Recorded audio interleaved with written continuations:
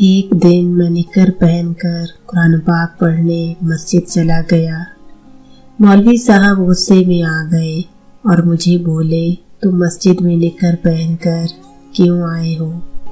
ایسا کرو گے تو جہنم میں جاؤ گے۔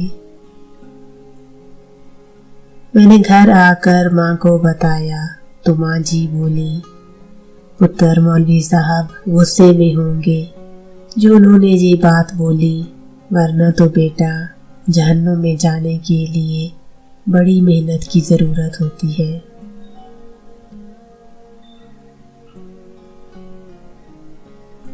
پتر جہنم حاصل کرنے کے لیے بڑا پتھر دل ہونا پڑتا ہے۔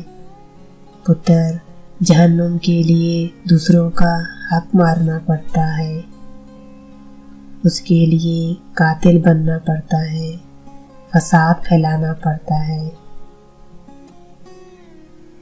اللہ کی مخلوق کو اذیت دینا پڑتی ہے، نہتے انسانوں پر آگ اور بارود کی بارش برسانا پڑتی ہے، شیطان کا پیروکار بن کر محبت سے نفرت اور نفرت سے محبت کرنا پڑتی ہے۔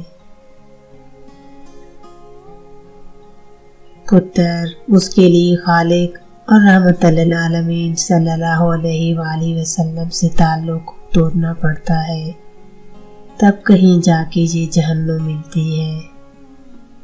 پتر تو اتنا کاہل ہے، پانی بھی خود نہیں پیتا، تجھ سے یہ محنت کیسے ہو سکے گی؟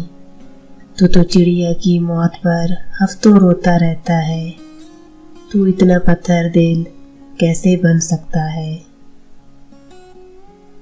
جنت کا راستہ تو ہر کچھ بتاتا ہے، لیکن جہنم سے دوری کا راستہ کوئی بتاتا ہے۔